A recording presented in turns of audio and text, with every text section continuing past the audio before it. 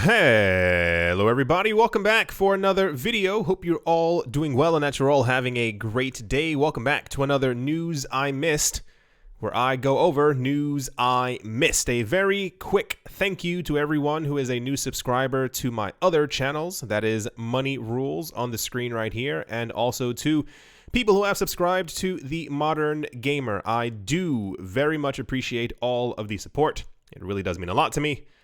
And without further ado, let's jump right into it. A lot of crazy stuff has been happening over the last couple of, even months, if we can really be completely honest with ourselves, especially when it comes to not only the world, but also the cryptocurrency space. It says the CEO of publicly traded MicroStrategy, MSTR shares, why he started to feel like he was sitting on a 500-pound block of ice, and how he came to Bitcoin as a solution. So I didn't hear this actual particular podcast. Apparently this is called The Breakdown. I've honestly never heard of The Breakdown at all. I think maybe my algorithm just only swings me to a certain area on the cryptocurrency podcast area.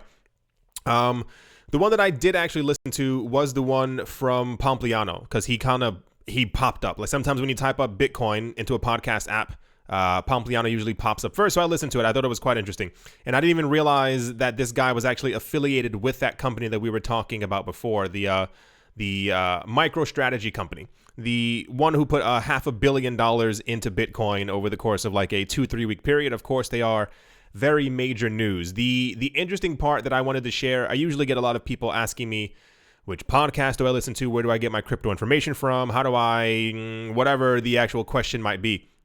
And I thought this was a really interesting one. If you happen to have time, not affiliated with Pompliano at all, especially if you've been paying attention to the other videos. But I did find this quite interesting. And I'll now share exactly what I found interesting and why I think this guy is one of the people who's going to be the front runners in the future of the cryptocurrency space. The guy, his name is Michael Saylor, Saylor. During the actual podcast, I won't spoil the entire thing for you, but I'll tell you the most interesting part. He was saying that around the time he was 24, he didn't have a lot of money. He was trying to figure out how to really get some capital to kind of get things going. And along the way, someone explained to him, hey, there's this brand new thing called the internet. You should look into it. And he's like, nah, I'm okay. He figured out that you could actually buy domain names. He said early 90s, of course, obviously. And he said he started thinking like, which website names could I buy? So he started buying random things like love.com, hope.com, dogs.com, like really random thing, like whatever he could kind of think of. And I think he said at the end of it, he bought around, I think, $35,000 worth of domain names at the time, which if you were, I wasn't there, but I remember reading news from it later on, that people around that time, you could buy domain names and website names anywhere from $1 to $100. There was no real demand in 1992, 3, 4, around that era, because no one really thought that the internet would take off the same exact way that it did. So he said one of the craziest things that he ever actually got into was he purchased, he said he was thinking of names, like what should I buy? And one day somebody, I think he said somebody said something, I forgot the exact terminology he used, and he was like, I'm going to buy voice.com. So he said he has a whole archive of all these websites, names that he owns. He sold a couple of them over the years for $45,000, so-and-so thousand, maybe $500,000 if it's a really popular thing.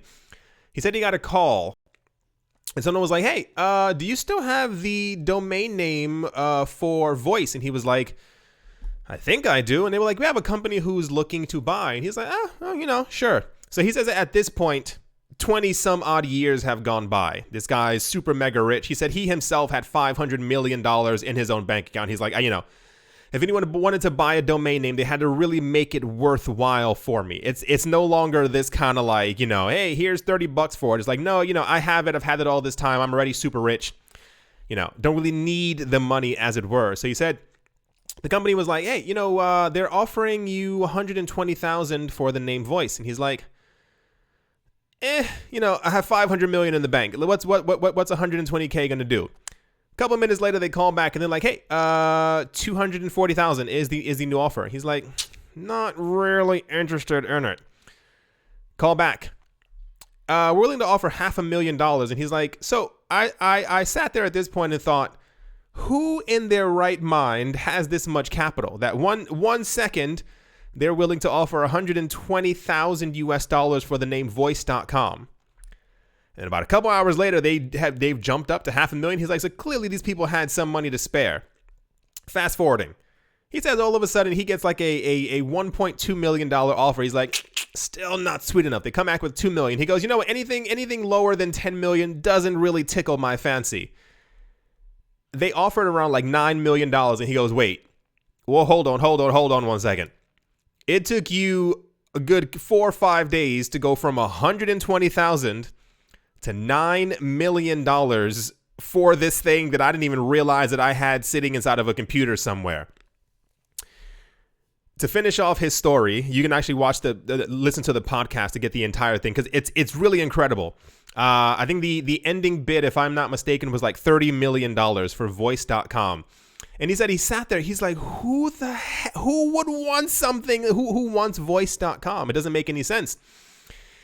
He said he sold it, dug deeper, and found out it was a cryptocurrency company called Block One, who released their voice app thing, whatever the social media thing that they're trying to do.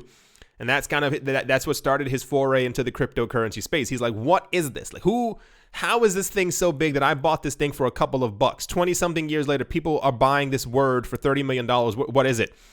So he said, I think around that time, I think he also, years ago, he wrote something about how Bitcoin was garbage. Bitcoin was useless. There's no actual need to it. And people like sat him down and was like, hey, this is what Bitcoin actually is. And that led to the actual allocation of $500 million just into Bitcoin. So, yeah. If you have a chance, I don't know if it's, I assume there will be a similar story on this guy's podcast. Once again, not affiliated, but I mean, really, it was really, I'm like, I think 30 minutes into Palm's podcast. Like, I was listening to it as I was coming back home. I have like another hour and a half. Like, it is completely mind-blowing, the money that this guy has made just even off of domain names. He hasn't even gone into like his actual business yet. So if you happen to have the time, it's good listening. And without further ado, let's move on. Ledger, for those of you who are interested, is still having their 20% off Ledger hardware wallet sale. I think this is going on for the next 2 or 3 days. I am not paid by, nor do I work for Ledger. However, I do have an affiliate link in the description below. If this interests you, they're having a 20% off sale for people who are or have been looking into protecting their crypto and or putting it onto a hardware device. I have been doing so myself. I have been using Ledger. I think they're absolutely excellent if you wanted an actual like testimony, if you will, because I have grown wary of cryptocurrency exchanges, especially the ones that I've been telling people they can't take their own money off of cryptocurrency exchanges. Yeah, the promo goes on for another couple of days, and without further ado, let's move on. In news that is very accurate for this year, if you will, it says it's no secret that crypto Twitter is pretty wild and at times bizarre, and it might have gotten a little weirder. South Carolina-based artist who goes by the name Bishop is tokenizing himself by selling parts of his body for people to be able to put tattoos on. In a series of tweets posted earlier this week, Bishop shared a link to his profile on Rarible, a marketplace where artists can create and sell digital collectibles using the blockchain. Apparently, this guy has written, "Let me be your canvas," and is now auctioning off portions of his being to other people. Apparently, the only way to pay is through actual stable coins. They are DAI, Tether, SUSD, or USDC. And the tattoos will be created at these places in South Carolina. I assume he must be doing this. I assume that portion of it for tax reasons, because I don't even know. I don't even know what the taxing situation would be. Like, how would you explain that to actual tax people? Like, where'd you get this money from? Well, funny story. So maybe it's the pegging of the US dollar, which makes it easier. I honestly have no idea. Apparently, people have been asking him what money what offer would he take for his unmentionables, and apparently he said $250,000. I think that's a little bit of a low number, but I mean, live your life however people want to live them. Definitely a news story I missed. It is a little out there, but once again, it seems completely on track for this year. If you've been here for the last 200 or so days, you know that this is very 2020-esque. I feel like this is going to continue being a trend. Remember, there were who was that other guy? The French guy who was auctioning off like parts of his year or his day or something like that, and he was going on jogs, and I mean, any way that people can kind of make money. Did you hear that story? This was a very famous thing years ago.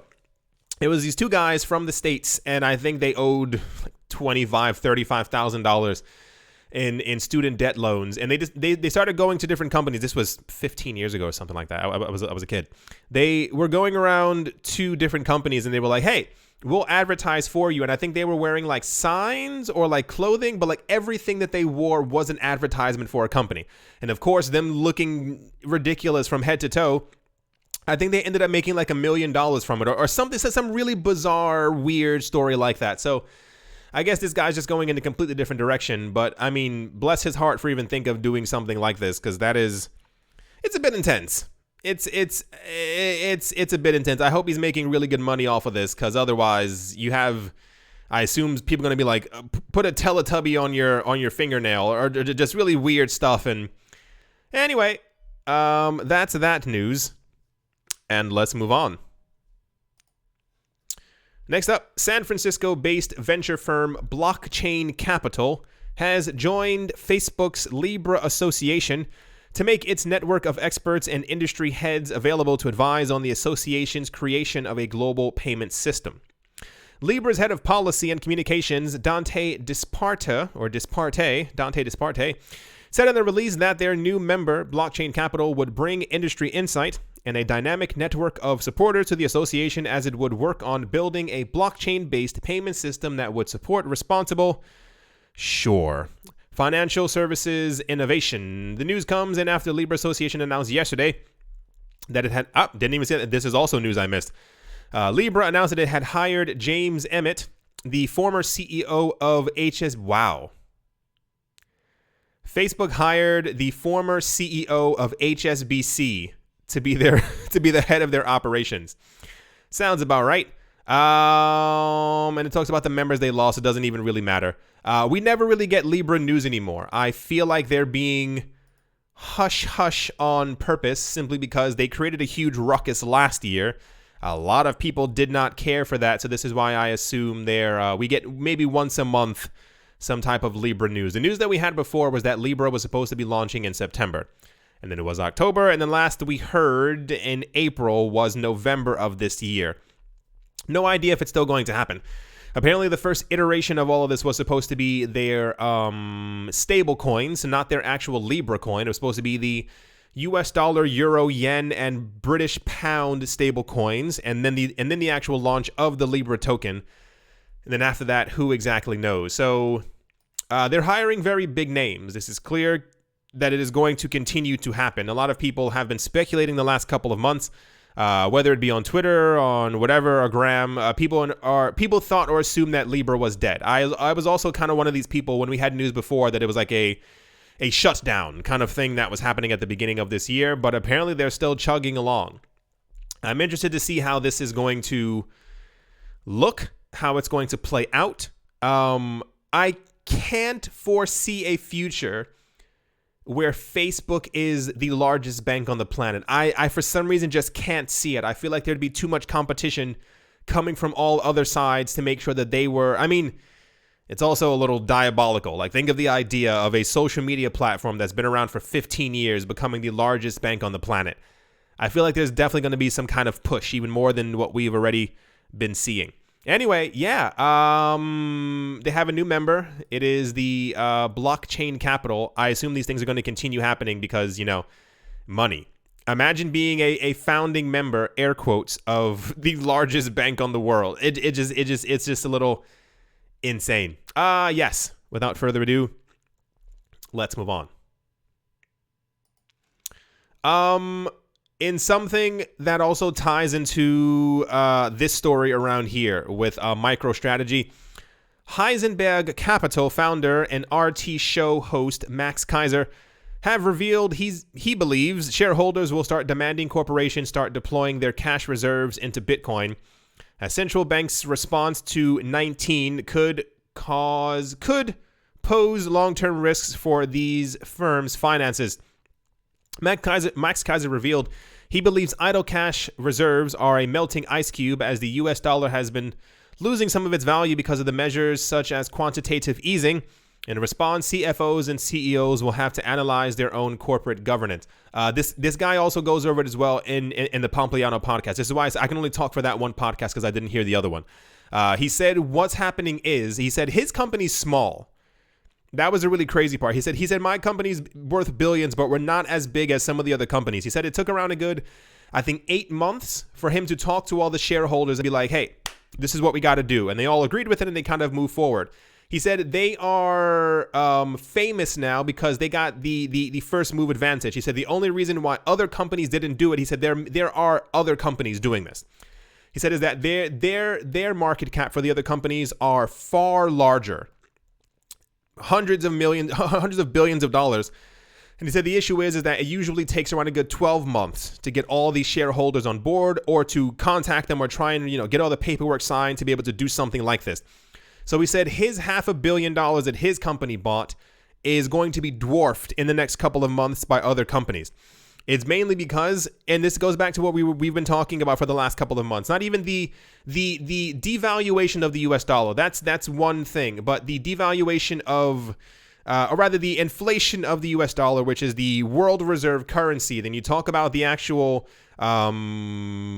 prophecies that we've been getting from major companies who are now expecting a double dip in the stock market. So not only are they expecting a massive downturn, but they expect any type of recovery will be completely dismantled and we'll actually see depression type numbers for the stock market in the coming months, as well as we get whatever analysts are actually expecting to happen. The other step that we've been usually can tell when I'm really excited when we're reading through some type of news, when there's like a pension fund or a retirement fund who's also talking about allocating a certain or millions of dollars into actual Bitcoin.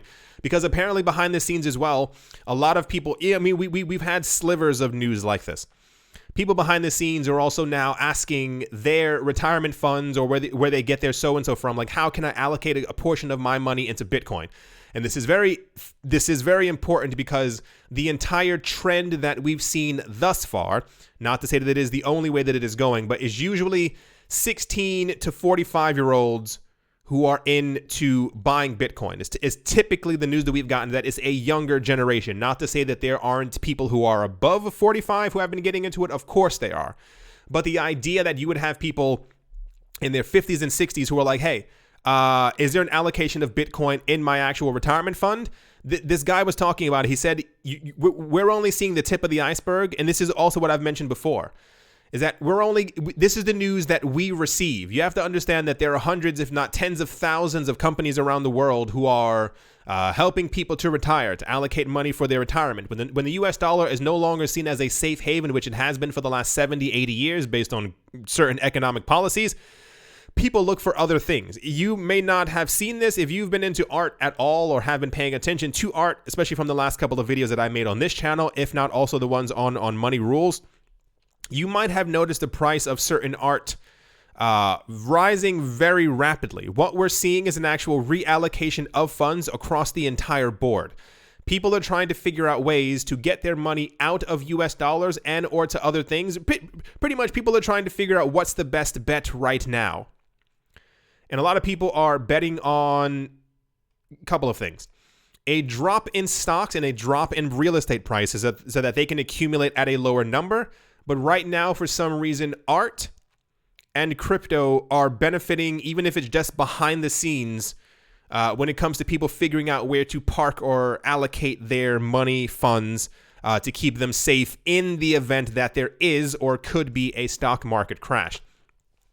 The idea of, or that we already have huge companies who are already allocating huge, I mean, this is a huge amount of money. I'm not going to go into it because whatever. I'm fatigued at having to repeat the exact same things over and over. But when you get news that there are already mega companies who are putting $500 million is not a small amount of money to put into any asset. Imagine if there was someone who was like, I'm putting $500 million into the stock market. Like, we need to find some type of security or safety. That would indicate to everyone else that the stock market is apparently going to go up very soon. When you get the news that there are going to be other companies who are going to be coming forward in the next couple of months also saying that this is now going to be our reserve. It is going to be in Bitcoin. One of my very close friends who lives in New York, we were discussing the actual what this means and where all of this is going. The lack of people, if you've ever paid attention, if you have the time, especially this weekend, watch videos or like Google or YouTube, like upcoming retirement crisis, upcoming pension crisis, any combination of words like that, and you'll be avalanched by a number of videos. It's widely believed that, especially within the States, by the year 2035 to 2040, that pension funds will have dried up. For those of you who don't know how many pension and retirement funds actually work, especially within the States, is that it's kind of like a reverse of how you would think that it works. Let's say every single month you're putting away money towards your pension or towards your retirement fund. That money is not actually yours. The way that the system works is that you are currently paying for people who are currently retired. I know it's weird. Look into it. I promise you, it's also not a tinfoil hat thing. It's just how the system works. The idea was many moons ago, when all this stuff was put into place in the late 40s, early 50s, is that people would retire and then eventually they would move on to the great beyond. You know exactly what I'm talking about. But now with technology and science and medicine really, pushing things forward, these people are now living to be 100 and some so-and-so. Like if you look at the rapidly aging population of Spain, of Japan, of Germany, of many countries around the world, the idea is that eventually these people would move on and the extra allocated funds that they were simply not able to spend would then go into the next people who kind of aged into that level where they were able to retire. That is no longer happening. So when you have, if you have time as well, there's so many things I'll tell you all of them right now. Look into documentaries on, not even for CRISPR. CRISPR is an entirely different juggernaut in and of itself. But they're saying that even with current technology that we have right now, not the technology of tomorrow, not the technology of the 2050s or 2060s, that kids who are born right now are going to have an average lifespan of 120 years old.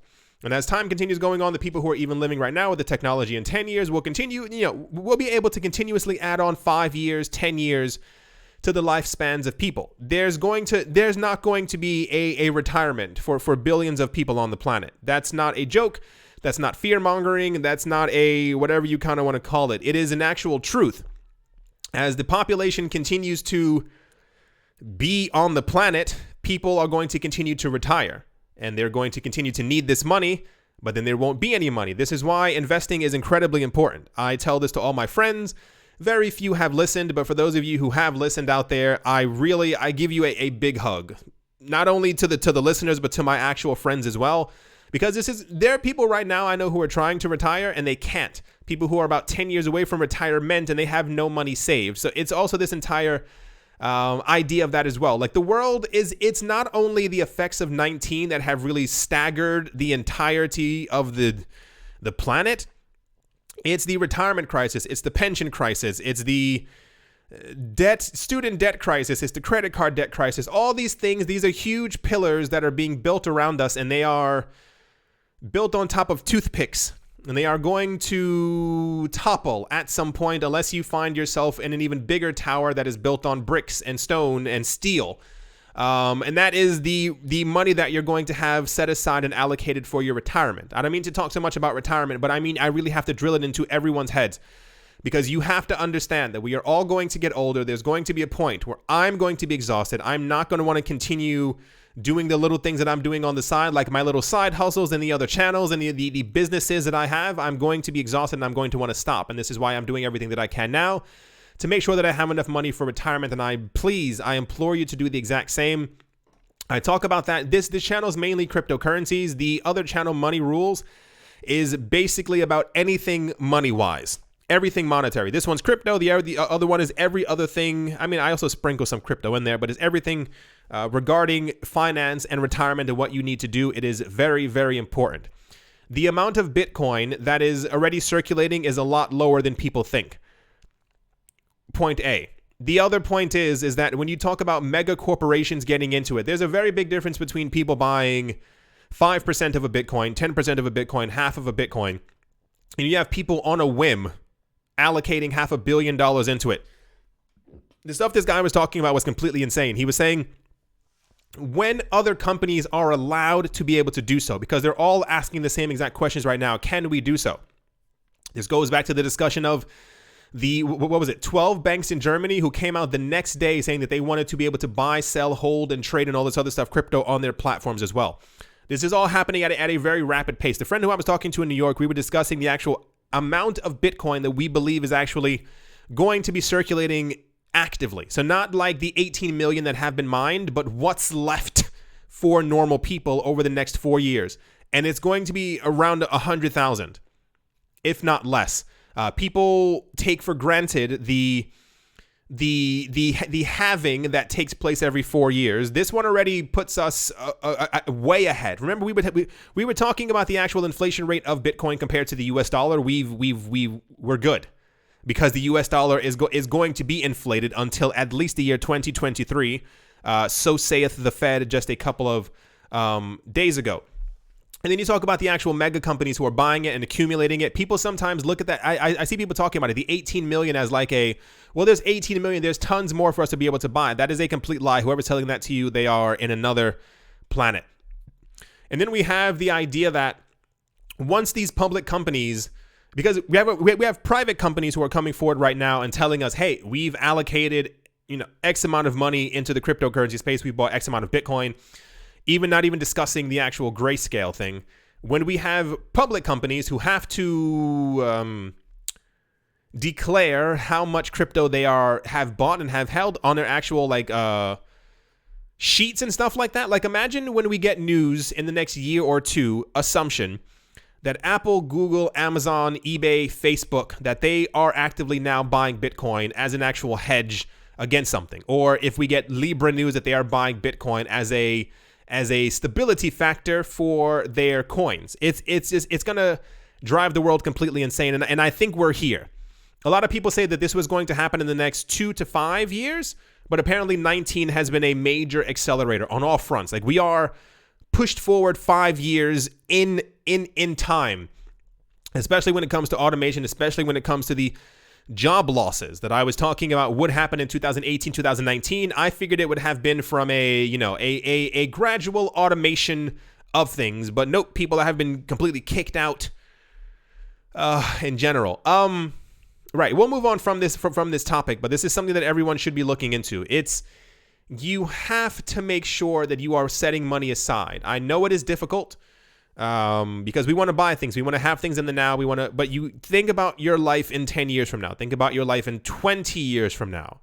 I assume you want to be able to retire. I assume you want to not be looking for a job. Okay, let's move on completely from this topic. Next up, in a new twist in Bitmain's ongoing power struggle, co-founder Jihan Wu has regained the legal representative status of the Bitcoin miner maker giant. China's business registration records, updated on the 14th of September, shows Wu has again become the legal representative and executive director of Bitmain. Subsequently, Mikri Tsan, the rival co-founder who was ousted last October by Wu, has but regained control earlier this year, is no longer the legal representative and executive director, but remains a general manager of the firm. Bitmain is one of the largest Bitcoin miners on the planet. They are a very heavy-handed company, and I think they also create cryptocurrency mining equipment as well. What's happening is that people, and it's money, of course. We are now entering the future prospects of this being a multi-trillion-dollar market. And when you get, and that's just for Bitcoin as well. Like, we're not even talking about the hundreds of billions that other coins will also probably be valued at in the coming years as well. So, I mean, there's just a huge struggle between, or whatever's happening within Bitmain right now. People are trying to oust each other, and there's all these talks about getting these people out. Have you ever seen the TV show? I think it's called Succession. I think that's what it is. I'm pretty sure Succession. It's not Billions. Anyway, the point is, watch that show. It's basically about this guy who runs a company, and all of his kids are basically kind of waiting for him to move on to the great beyond because they want to be the successors of his business. It's really fascinating to see how people treat each other just when it comes down to money. So this is kind of Anyway, there's still a fight internally within Bitmain because I assume everybody wants to be the last man standing when all of this really goes hyper mainstream, which it already is at this point. Next up, the Bank of England is now seriously considering implementing negative interest rates, while the U.S. Federal Reserve has pledged to keep interest rates near zero for the next at least 3 years, they said. Some analysts say even the Fed will soon consider negative interest rates. I think that is the point of no return for everything. Negative interest rates would be a very desperate plea attempt to please take out debt to make sure that our economy stays afloat. Many people who don't get what even the idea of a 0%, that's already incredibly desperate. It is a please take out debt so that we can keep our economy afloat. If you have negative interest rates, in many aspects, it means that the government or the lender will pay you to take out this debt. It's a completely obscure idea, but there are many countries on the planet that already have negative interest rates. If the U.S. Fed has a negative interest rate, that's it. Like there's no more confusion as to if Bitcoin will be the main currency on the planet. It's because that means that the U.S. dollar has completely crumbled upon itself, which many analysts have been even talking about for the last 10, 15, 20 years, to be completely fair. The U.S. Federal Reserve and the Bank of England made major announcements this week. Following its two-day policy meeting, which concluded on Wednesday, the Fed pledged to keep its interest rates near zero until the economy reaches full employment and inflation rates run moderately. And they plan on having their inflation rate be above 2% for some time. They said until 2023. Projections from individual members also indicates, near 2023. This was the first time the committee forecast. That's a very long time to assume that things just won't get better. It's kind of insane. In the United Kingdom, the Bank of England voted unanimously on Thursday to leave the country's main interest rates unchanged at 0.1%, which is still 0.15 lower than the United States already has theirs, also the zero, warning that the outlook for the economy remains unusually uncertain. The British Central Bank revealed it plans to explore how a negative interest rate could be effectively. They're going to do it. This all seems very surreal to me in many different ways because not that I didn't expect it to happen. I said this before for other people who were here many other times. When I heard from many crypto experts or crypto, that like the main people in the cryptocurrency space at that time, they all spoke about that we were going to have negative interest rates and or 0% interest rate, but like negative was a very big thing, and they all mentioned. And I say this part because all these people kind of, I don't know who they are. I don't know if they're time travelers, tinfoil hat. But it's this really weird, everything that they've predicted down to the price of Bitcoin, the movement of what governments would do, the corporation coins and all that other stuff. And this was a very big portion of it as well. And I didn't understand what a negative interest rate was 7 or 8 years ago. But now I have a more firm grasp on the understanding of it. And the idea that they all said that once we moved into that territory, there's really no going back because you only lower negative. You go negative interest rates when you want people to really dive back into your economy. And then when you see that when Bitcoin continues to start doing continuously well, their only choice is going to have to continue to lower interest rates in a desperate plea to get more people back onto their side. If you see that Bitcoin continues rising in price, what can they actually do? People are also not going to go for the entire idea of negative interest rates on their bank account. In the idea that you may have a positive interest rate of 0.5%. So at the end of the year, your bank will give you 0.5% back based on the money that you had inside of your bank account, which is still absolute garbage. But a negative interest rate on your bank account would mean that if it's 0.5%, you have to pay the bank so that the bank can stay afloat. Why would I keep my money in that system when I can simply put it into Bitcoin, which then also gives Bitcoin more power? And it's kind of this tumbling snowball effect that there's no coming back from. And they all spoke about this. And it was by the year 2030 that we'd see a world that just basically ran on Bitcoin in some sort of way, because the old system had completely crumbled. But back then, it didn't make sense. All the stuff that we've been seeing this year, it's kind of spot on. But 8 years ago, I'm like, I don't foresee in 18 years the world's economy being garbage. And then you have the last 9 months of this year, and you're like, oh wait, that makes complete total sense. Right. So yeah. Apparently, a lot of analysts think that we are going to have negative interest rates very soon. Which country is going to do it first? First of all, multiple countries have already done this. They already have negative interest rates. It just doesn't make the news. Point A. The other point being is that I think everyone is close eyes on the U.S. and I guess to another extent the United Kingdom. I feel like we are there already. Like I feel like they're mulling over the idea because, someone has had the discussion and like, we need to do this. Kind of insane. And to finish things off, the European Union, or the EU, plans to incorporate crypto and blockchain technology into its main process by the year 2024. Over the next 4 years, the Economic Union aims to firm up fresh regulations that will promote blockchain and digital asset usage for international money transfers, according to internal documents that Reuters had on Friday. The document says, by 2024, the EU should put in place a comprehensive framework enabling the uptake of distributed ledger technology and crypto assets in the financial sector. It should also address the risks associated with these technologies. Finding that almost 80% of its population transaction paper money, the European Union's Commission, the union's governing entity, wants to see the digital payments become more common while aiming for immediate transaction times, Reuters explained. It makes sense. The news that we've had from the EU the last couple of weeks that they're trying to implement all these things as far as the taxation of and the AML KYC for current digital assets. I assume this is also tying into their questions as to if they are going to, which I'm pretty sure they're already testing, their own central bank digital currency, which I think is also going to be a bit odd as we go into the discussion of who's going to create this thing, because it's not going to be, we already had news that France is trying to create it themselves and try and get other people to use their systems. Sure, why not, what have you. I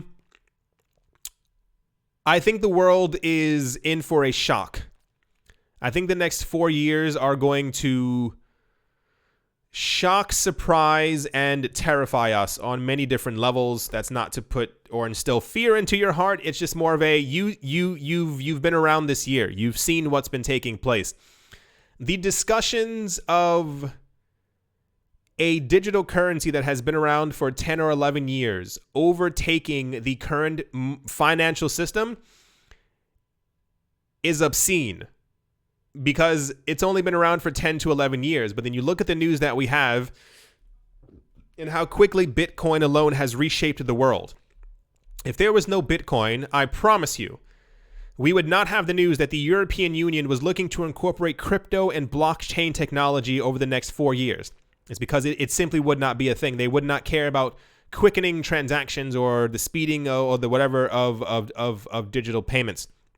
And the idea that as the world does not look good economically and is appearing that it's not going to look so for the next 3 to 4 years, the prospect of Bitcoin becoming either a store value or a widely used form of transfer is immense. And I think we are very close to that.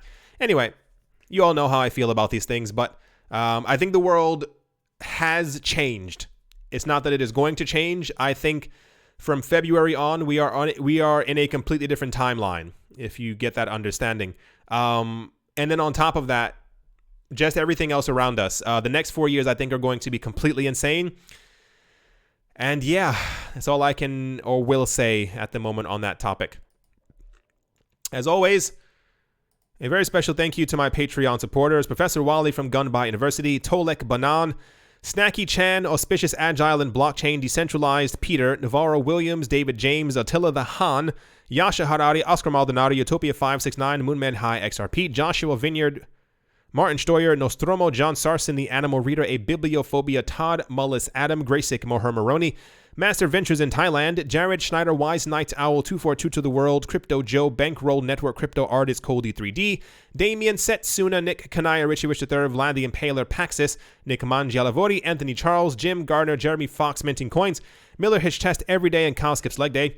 Yes to Crypto, Bodie McBoatface, Anytime Fitness, Bodie McBoatface, Anytime Fitness, Monk's Corner Staff, Arfmedic17, Bake Me a Cake, Tigger Macho Nisa, On Crypto with Lionel, Crayola Michelle, URL, and Bolero Bastos. Thank you all very, very much for your support. Thank you to everyone who is a member of the channel, who clicked the little join button below. Thank you to everyone who has subscribed to my other channels. And thank you to everyone who is just in general. Thank you all during this very weird year. At the moment, it looks like the crypto market is trying to move up.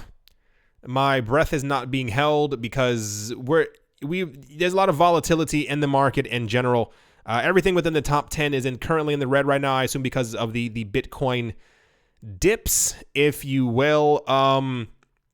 Relatively everything is in the red. NEM is green at the moment.